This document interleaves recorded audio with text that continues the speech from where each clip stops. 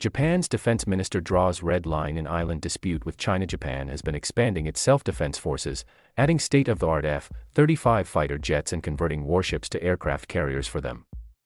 It is also building new destroyers, submarines, and missiles, all the while noting its military expenditure still pales in comparison with China's increased military spending.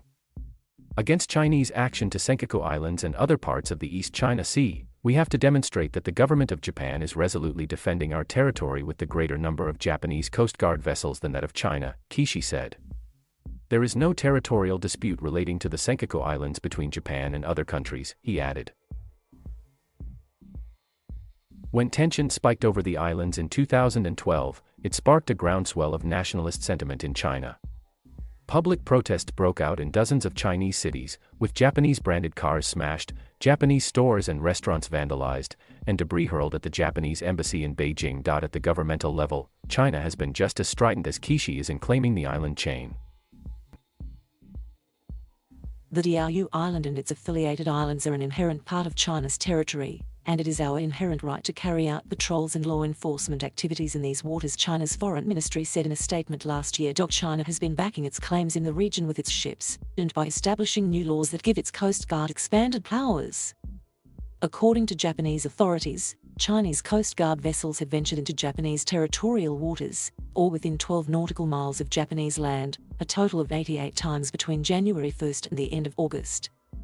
While in the contiguous zone, waters between islands but not within 12 miles of shore, there have been 851 Chinese incursions. Experts say China's strategy is to put its forces in places in and around contested areas and exert Beijing's law and authority over them. Such action makes the Chinese claims seem like due course. Exercising coastal state rights is an important step in corroborating sovereignty through practice, said Alessio Patalano, Professor of War and Strategy at King's College in London. Kishi has taken notice. There are actions that continue to challenge an integral part of Japan's sovereign territory. These actions are making it a fait accompli, he said. That integral Japanese territory extends even closer to another possible flashpoint in the Japan-China relationship. Taiwan's importance to Japan. Japan's westernmost island is at the very end of a string of Japanese possessions paralleling the Chinese coast and extending south some 700 miles from the main island of Kyushu, through the military hub of Okinawa and the resort island of Ishigaki, to the tiny island of Yonaguna. With its 11 square miles of rock and population of fewer than 2,000 people, Yonaguna sits only 68 miles from Taiwan, the democratically governed island over which Beijing claims sovereignty. Taiwan and mainland China have been governed separately since the end of a civil war more than 7 decades ago. However, Beijing continues to view Taiwan as an inseparable part of its territory, even though the Chinese Communist Party has never governed it. China has been stepping up its military pressure on Taiwan. In June, it sent over 24 warplanes near the island, prompting Taiwan to alert its air defenses. Chinese leader Xi Jinping says Taiwan must be brought under Beijing's control and has not ruled out the use of force in making that happen. That, said Kishi, has Tokyo in a constant state of vigilance. When Tokyo released its annual defense white paper in July, it contained its strongest language ever on Taiwan, saying stabilizing the situation surrounding Taiwan is important for Japan's security. At the time, Kishi said it should be monitored with a sense of crisis.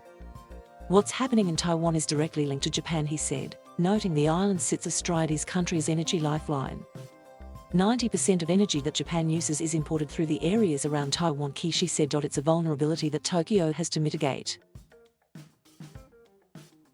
What could happen in Taiwan could likely be an issue for Japan, and in that case, Japan will have to take the necessary response to that situation, Kishi said, while stressing that tension should be diffused through dialogue, not violence. But Tokyo isn't just using words to back up its claims.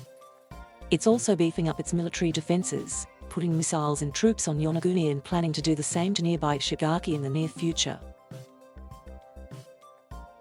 This is to demonstrate our strong will to defend our southwestern area of Japanese territory, Kishi said. In that regard, Tokyo has a key ally in its corner, the United States. Tokyo and Washington share a mutual defense treaty, meaning the US is obligated to defend Japanese territory. US President Joe Biden reaffirmed that security commitment shortly after his inauguration in January, with a White House statement specifically mentioning the Senkaku Islands.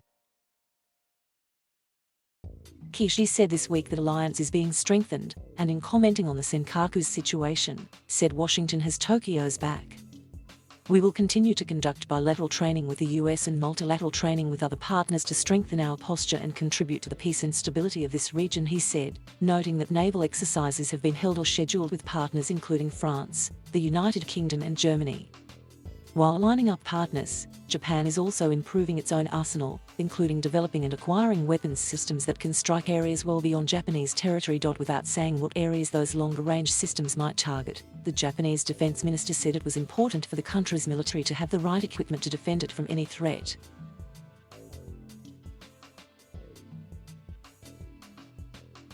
Thank you for watching.